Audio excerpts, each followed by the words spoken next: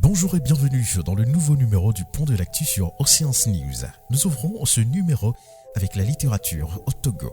L'association Lire au Togo a organisé du 17 au 19 octobre 2024 la première édition du Salon du Livre Jeunesse de Lomé au centre OCDI Caritas. L'événement a été un véritable carrefour de rencontres et de découvertes pour des jeunes et des adultes passionnés de littérature jeunesse au Togo. Cette première édition, qui avait pour thème « Lire pour bien grandir », a été rythmée par des tables rondes, des animations autour du livre, des ateliers d'écriture pour les enfants et la finale du concours de lecture organisé par la fondation Mablé Agbodon. Les participants ont eu l'occasion de découvrir de nouveaux ouvrages proposés par les maisons d'édition présentes et d'échanger avec les auteurs et éditeurs invités.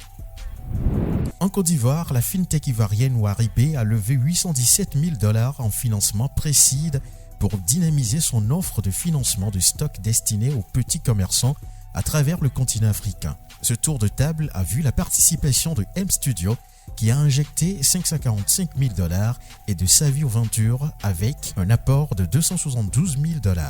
Avec ce financement, Waribe compte renforcer son intégration avec les institutions financières pour offrir des solutions de financement adaptées aux besoins des petits commerçants et détaillants locaux.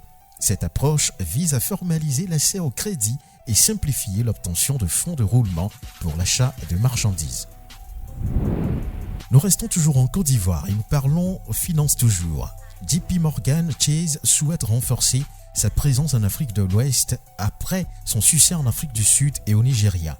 Le géant de la finance américaine JP Morgan Chase a annoncé son implantation en Côte d'Ivoire d'ici fin 2024. Selon son PDG, Jamie Dimon, la banque prévoit d'étendre sa présence en Afrique avec une approche progressive. Nous voulons ajouter un pays ou deux tous les 2 ans environ, a-t-il déclaré. Jamie Dimon a signifié également l'importance de se positionner dans des marchés clés comme la Côte d'Ivoire qui est en pleine croissance économique. L'implantation de JP Morgan Côte d'Ivoire montre l'attrait croissant de ce pays pour les investisseurs internationaux. Depuis plusieurs années, la Côte d'Ivoire affiche une croissance soutenue et attire des entreprises multinationales qui cherchent à exploiter des opportunités offertes par cette économie dynamique. La Kenyane Ruth Chemgetich détient désormais le record du monde féminin du marathon de Chicago. À 30 ans, Chemgetich est devenue la première femme à franchir la barrière symbolique des 2h10 le dimanche 13 octobre 2024. Ruth Chemgetich avait déjà remporté le marathon de Chicago à 2 reprises. Elle est également championne du monde depuis 2019. Pour cette épreuve à Chicago, l'athlète kenyane a montré une régularité impressionnante tout au long de la course. Son rythme rapide, basé sur des bases aux alentours de 2h07 30 au 10e kilomètre, lui a permis de dépasser son précédent record personnel de 2h14 18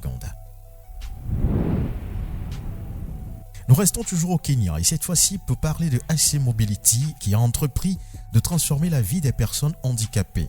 La start-up kenyane offre des solutions de transport adaptées et accessibles en raison de l'inadéquation des infrastructures de transport public dans le pays. Au Kenya, l'un des obstacles pour les personnes handicapées est l'accès au transport en commun. En réponse à cette problématique, la start-up AC Mobility s'efforce de rendre les déplacements plus accessibles et inclusifs pour les personnes à mobilité réduite, notamment celles qui utilisent des fauteuils roulants. Les véhicules de transport public au Kenya ne sont généralement pas adaptés aux besoins des personnes handicapées. Ces dernières rencontrent des difficultés à se déplacer particulièrement dans les grandes villes comme Nairobi. Pour répondre à ce problème, AC Mobility, fondée par Gatura, propose des véhicules spécialement adaptés. Avec une flotte de 15 véhicules, cette entreprise est devenue une référence pour ceux qui luttent contre l'isolement dû au manque de transport accessible. Nous revenons en Afrique de l'Est pour terminer le point de l'actu de cette semaine et nous parlons du Nigeria où une explosion de camions-citernes survenue dans la nuit de mardi 15 au mercredi 16 octobre 2024 a secoué la ville de Majia dans l'état de Jigawa au nord du Nigeria. Au moins 90 personnes ont trouvé la mort avec une cinquantaine d'autres gravement blessées. L'explosion de ce camion-citerne s'est produite aux abords d'une autoroute non loin d'une université. Le conducteur du camion-citerne avait perdu le contrôle de son véhicule. Selon le porte-parole de la police, Lawan Adam, de nombreux habitants alertés par la nouvelle de l'accident se sont précipités sur les lieux pour tenter de récupérer le carburant qui fuyait du réservoir du camion.